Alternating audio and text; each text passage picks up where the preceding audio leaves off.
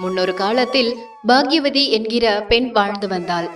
செல்வந்தரான பெற்றோருக்கு ஒரே பிள்ளை. தாயை சிறு வயதிலேயே பறிகொடுத்த பாக்யவதி பருவ வயதை அடையும் போது கடல் கடந்து வியாபாரம் செய்து வந்த தந்தையையும் இழந்தாள். தந்தையை பறிகொடுத்த போதுதான் அவருக்கு இன்னொரு பெண் மூலம் 2 பெண் பிள்ளைகள் இருப்பதும் அவர்களும் தாயை இழந்து தவிப்பதும் தெரிய வந்தது.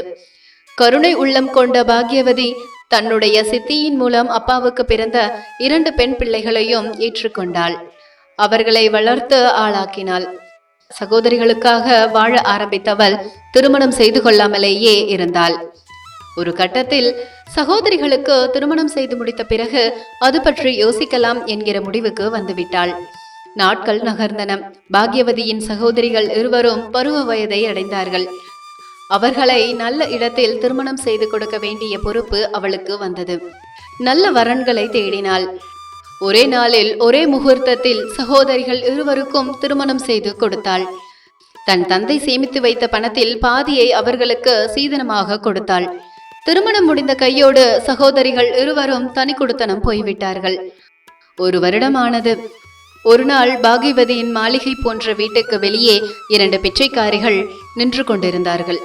அவர்களை பார்த்தவள் அவர்களுக்கு பிச்சையிட போனாள். கதவை திறந்து அவர்களது முகத்தை நேருக்கு நேர் பார்த்தபோதுதான் அவர்கள் இருவரும் தன்னுடைய சகோதரிகள் என்பதை கண்டு அதிர்ச்சி அடைந்தாள். அவர்களை கட்டிப்பிடித்து கதறி அழுதாள். வீட்டுக்குள் அழைத்து சென்று அவர்கள் இப்படிப்பட்ட நிலைக்கு ஆளாக என்ன காரணம் என்று விசாரித்தாள். பேராசை கொண்ட அவர்களது கணவன்மார்கள் அவள் தன் சகோதரிகளுக்கு போட்ட நகை மற்றும் பணத்தை பிடுங்கிக் கொண்டு துரத்தி விட்டிருக்கிறார்கள்.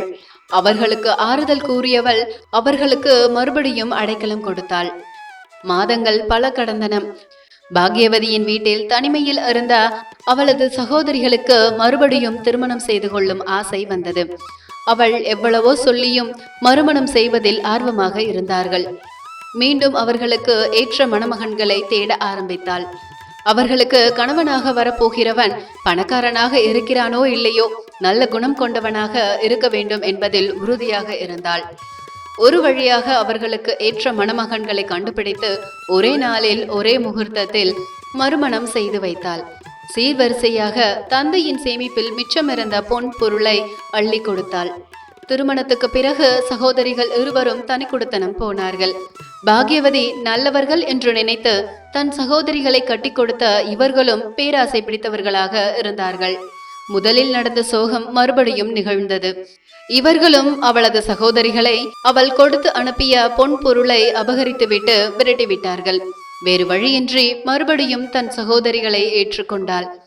தன்னுடைய சகோதரிகளுக்கு 2 முறை திருமணம் செய்து கொடுத்ததில் வியாபாரியாக இருந்த அவள் தந்தை சேமித்த பணம் பெருமளவு செலவாகிவிட்டது. அதனால் தன் தந்தையைப் போல தானும் கடல் கடந்து சென்று வியாபாரம் செய்ய முடிவு செய்தாள். மீதமிருந்த பணத்தில் ஒரு பகுதியை வீட்டுக்குள் ஓரிடத்தில் யாருக்கும் தெரியாமல் மறைவாக புதைத்து வைத்துவிட்டு மீதி பணத்தில் வியாபாரத்துக்கு தேவையான பொருட்களை வாங்கி கொண்டாள். அந்த வியாபார பொருட்களுடன் தன்னுடைய 2 சகோதரிகளையும் அழைத்து கொண்டு தனி வியாபார கப்பலில் கடல் பயணம் தொடங்கினாள். கப்பல் பல தீவுகளை கடந்து பயணித்துக் கொண்டிருந்தது. அவர்களது பயணமும் 1 மாத காலத்தை எட்டியிருந்தது. ஒரு நாள் பலத்த காற்று வீச ஆரம்பித்தது. கப்பல் தான் செல்ல வேண்டிய திசையில் இருந்து மாறி வேறு திசையில் பயணமானது. இறுதியாக ஒரு தீவை கப்பல் சென்றடைந்தது. கப்பலில் இருந்த அனைவரும் கீழே இறங்கி அந்த தீவை சுற்றி பார்க்க புறப்பட்டார்கள். மனித நடமாட்டமே இல்லாத அந்த தீவில் பாக்யவதி தன்னந்தனியாக சற்று தூரம் சென்றாள். மனித உருவத்தில் ஆங்காங்கே கற்சிலைகள் இருந்தன. திடீரென்று ஓரிடத்தில் காட்டுக்குள் இருந்து சத்தம் வந்தது. அந்த குரல் வந்த திசையை நோக்கி நடந்தாள். ஓரிடத்தில் அரண்மனை ஒன்று தென்பட்டது. அதற்குள் இருந்துதான் அந்த சத்தம் வந்து கொண்டிருந்தது. அவளும் அரண்மனைக்குள் அடியெடுத்து வைத்தாள். அங்கே இளைஞன் ஒருவன் தியானத்தில் இருந்தான். அவன் வாயிலிருந்துதான் ஏதோ மந்திரங்கள் வந்து கொண்டிருந்தன. அவள் அவனை நெருங்கி சென்றாள். அவன் அருகில் வரவும் அவன் கண்களை திறக்கவும் சரியாக இருந்தது. அவளை பார்த்த அவன் மிகவும் ஆச்சரியப்பட்டான். அவள் பேசுவதற்கு முன்பாக அவனே பேசினான். நீங்கள் யார்? எப்படி இங்கே வந்தீர்கள்? நான் கப்பலில் அயல் நாட்டிலிருந்து வந்திருக்கிறேன்.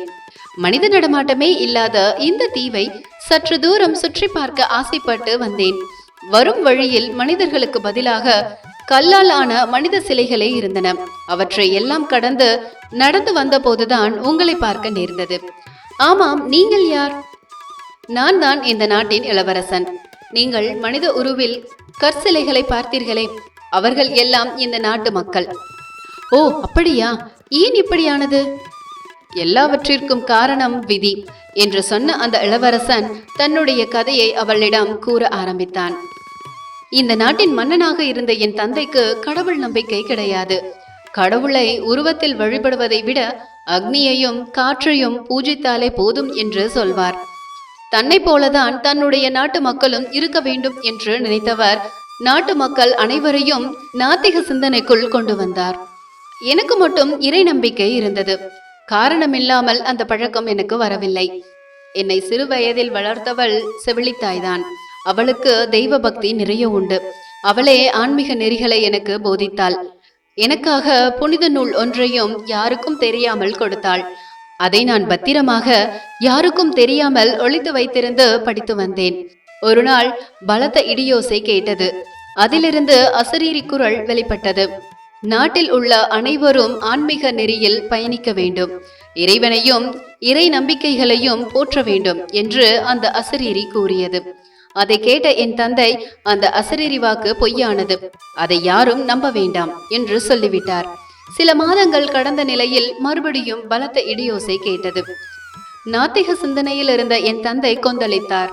இப்படியெல்லாம் எங்களை மிரட்டி பணிய வைக்க முடியாது. இல்லாத இறைவனை வழிபட என் நாட்டு மக்களை நான் அனுமதிக்க மாட்டேன் என்று கர்ஜித்தார். அவர் இப்படி சொல்லி முடிப்பதற்குள் அவரும் இந்த நாட்டு மக்களும் அப்படியே கல்லாக மாறிவிட்டார்கள். இறை நம்பிக்கை இருந்த நான் மட்டும் அப்படி கல்லாக மாறாமல் தப்பினேன். தன்னுடைய சோக கதையை பாக்கியவதியிடம் கூறிய அந்த இளைஞன் கண்ணீர் விட்டு அழுதான். அவனது நிலைமை மிகவும் பரிதாபமாக இருந்தது. நீ மட்டும் தனியாளாக இந்த தீவிலிருந்து என்ன செய்ய போகிறாய்? பேசாமல் என்னோடு வந்துவிடு என்று அவள் சொன்னாள். நீண்ட யோசனைக்கு பிறகு அவன் சம்மதம் தெரிவித்தான். பிறகு பாக்கியவதியும் அந்த இளவரசனும் அந்த அரண்மனையில் பொக்கிஷங்கள் வைக்கப்பட்டிருந்த அறைக்கு போனார்கள். அங்கே தங்கம், வைரம், வைடூரியம் என்று விலை உயர்ந்த ஆபரணங்கள் கொட்டி கிடந்தன. தேவையான அளவுக்கு அவற்றை எடுத்துக்கொண்டு அந்த இளவரசனோடு கப்பலுக்கு வந்து சேர்ந்தாள் பாக்கியவதி. புதிய நபரான இளவரசனை பார்த்த அவளது சகோதரிகள் இருவரும் அவன் யார் என்று கேட்டார்கள். எல்லா விவரங்களையும் அவர்களிடம் கூறினாள். அவனை திருமணம் செய்து கொள்ள போவதாகவும் சொன்னாள். அங்கிருந்த அரண்மனையிலிருந்து எடுத்து கொண்டு வந்த விலை உயர்ந்த ஆபரணங்களையும் அவர்களிடம் காண்பித்தாள். அவர்கள் முகத்தில் ஆச்சரியத்தை விட பொறாமையே கணிசமாக பொங்கியது. அவள் அதை பெரிதாக எடுத்துக்கொள்ளவில்லை. சகோதரிகள் தானே என்று விட்டுவிட்டாள். பிறகு கப்பல் தலைவனை பார்க்க போனவள், நாம் சொந்த நாட்டுக்கே திரும்பி விடுவோம், கப்பலை உடனடியாக திருப்புங்கள் என்று சொன்னாள். சரி என்று சொன்ன கப்பல் தலைவன் கப்பல் புறப்பட்ட இடத்தை நோக்கி கப்பலை செலுத்தினான்.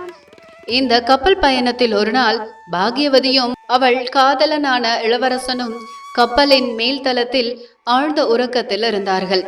பாக்கியவதி மீது பொறாமை கொண்ட அவளது சகோதரிகள் இருவரும் அவளையும் அவள் காதலனான இளவரசனையும் நடுக்கடலில் தூக்கி எறிந்தார்கள்.